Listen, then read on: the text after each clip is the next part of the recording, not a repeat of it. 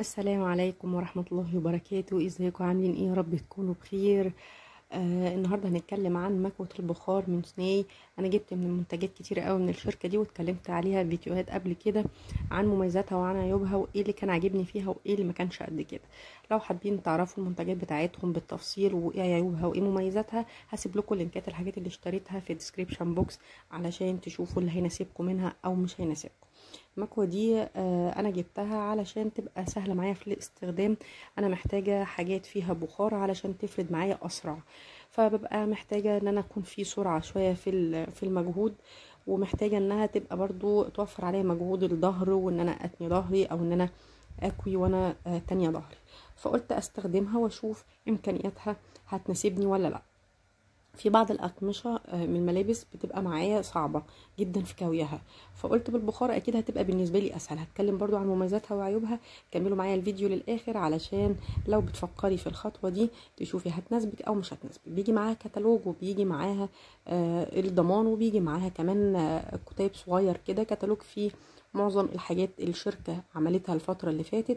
وطبعا الحاجات اللي انا استخدمتها زي الشواية بتاعة الكهرباء وكانت ممتازة، بس كان الماتيريالز فيه طبعا اصدار كان اعلى منه كان افضل. وجبت قلاية البطاطس، جبت كذا منتج بصراحة، وهي في المجمل شركة كويسة، بس هي المشكلة انها شركة صيني لكن بسعر معقول بالنسبة لامكانياتها.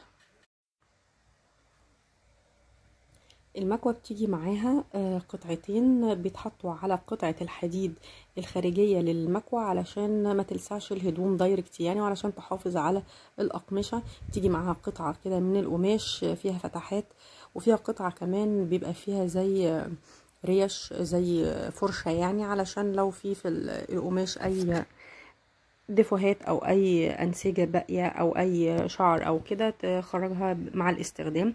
فالقطعتين دول مناسبين للمكوى جدا. طبعا بتيجي معاها قطعه للميه وبتاخد حوالي 300 ملي. وطبعا اللزق بتاعها بتاع الاسم بتاع المنتج لزق مش حفر. طبعا دي من الحاجات اللي انا ما بحبهاش في الجهاز، بحبها تبقى حفر اكتر لو هي بيبقى منتج اصلي. بما انها صيني طبعا ممكن يكون كوبي، انا مش عارفه بصراحه، بس هي في المجمل بالنسبه للسعر معقوله. الامكانيات هنتكلم عليها بالتفصيل. الجزء بتاع الميه ده 300 مللي، ده جزء صغير جدا ما بيكفيش لو انت هتستخدمي اقمشه شديده فيها كرمشه شديده يعني. الزرار ده بيفصل الجزء دوت، بتخرجيه تملي ميه وبترجعيه تاني.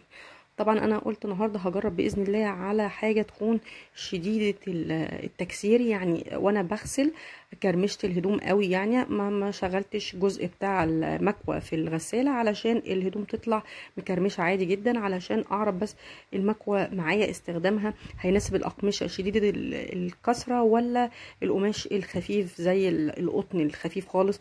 برضو هعرف. دي القطعتين. القطعه التانية اللي فيها اللي زي الفرشه دي بتبقى برضو للاستخدام بتاع لو في شعر او في وبر او في حاجه يعني بتطلعها مع البخار.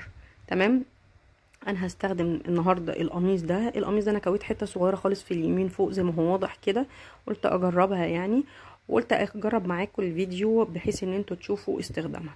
هي فيها الزرار ده زي ما قلت، انا بفصل الجزء بتاع الميه وبروح املاه وبشغلها. هي بتشتغل خلاص، اشتغلت. الزرار ده خلاها يعني ده بيفصل الجزء بتاع الميه ويركبه. زر من قدام زرار تاني بتاع الباور بشغله، بيبتدي في خلال 30 ثانيه بيطلع البخار وبتشتغل المكوى. انا طبعا ركبت الجزء ده علشان تبقى ناعمه على القميص اللي قدامكم ده.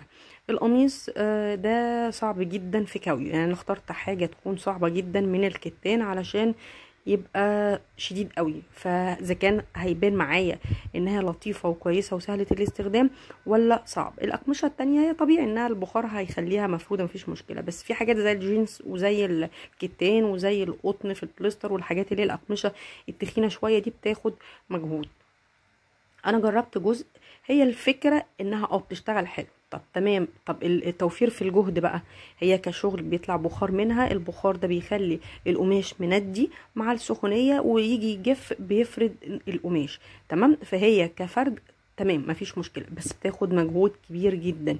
يعني القميص لو هتكويه في 10 دقايق بالمكوه العاديه على ترابيزه المكوه العاديه باستخدام مثلا رشاش ميه او حاجه، بياخد 10 دقايق لو هو شديد جدا في الكسره يعني.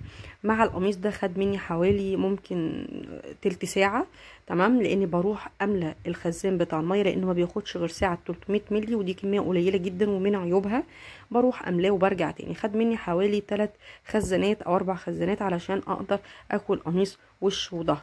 وطبعا ما طلعش التفاصيل مفروده زي ما بين الزراير او عند مفاصل بين الكتفين او تحت الدراع. الحاجات اللي فيها خياطه ما بتفردهاش زي المكوه بتاعتنا اللي هي الشديده، بتبقى حديد وبتنزلي بيها مضغوطه فبتفرد القماش. دي بتعتمد على البخار، فما بتيجي عند الفواصل زي الخياطات دي وما بتفردهاش طبعا بشكل قوي.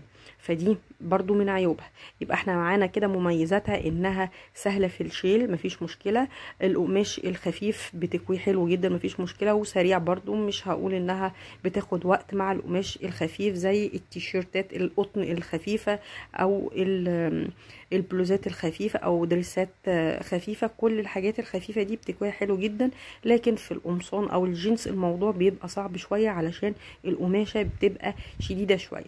طبعا مكان زي الياقة او مكان زي التفاصيل بين الزراير، الاماكن دي ضيقة، فعايزة حاجة يعني تبقى مفروضة عليها علشان تعرفي تتحكمي فيها. فكرة ان انت تكوي وهي واقفة بالشكل ده ما بتطلعش حاجة مظبوطة. فبرضو هتضطري تحطيها على مكان تفرديها عليه علشان تكويها، فبرضو يبقى انت كده ما وفرتيش حتة ظهرك او الوقفة او الكلام ده كله. فهي بالنسبة لك بس حتة ان ممكن لو تيشيرت سريعا كده يتفرد معاكي، لكن لو كوي هتبقى صعبة. فطبعا انا ما عجبتنيش بنسبة مثلا يعني 80%.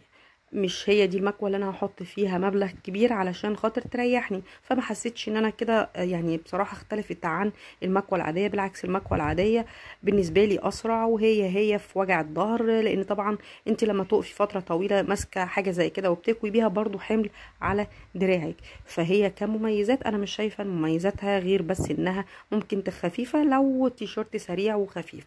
طبعا انا هكمل القميص كله وهرجع لكم تاني، لان القميص طبعا فيه تفاصيل كتير وهياخد وش وظهر. والوقت اللي طلع معايا في نهاية القميص كان حوالي تلت ساعة بعد ما غيرت المية ورجعت المية تاني وفكيت وركبت. خد حوالي تلت ساعة او كمان 25 دقيقة. فلو انت بتفكري تشتريها علشان الأقمشة الشديدة زي الكتان وزي الجنس، لا، دي النهاية بتاعة القميص وهو طلع بالشكل دوت. طبعا مش زي ما انا كنت متخيلة ان البخار هيفرده وهيخليه مظبوط. بس لما عدت عليه بعد كده بقى على السرير بالمكوى البخار برضو الى حد ما كان معقول، بس برضو خد مجهود كبير جدا. فمن البداية خالص المكوى العادية كانت بالنسبة لنا اسهل واسرع. دي عايزة اقمشة خفيفة كده، شيفونات، حرير، ستانات، حاجات خفيفة ما بتاخدش مجهود. لو الفيديو عجبك وشفتي ان الفيديو كان مفيد بالنسبه لك ما تنسيش اللايك. لو انت اول مره تشوفي قناتي يا ريت تنزلي بسرعه وتفعلي زر الجرس وتدوسي سبسكرايب عشان يوصلك كل جديد.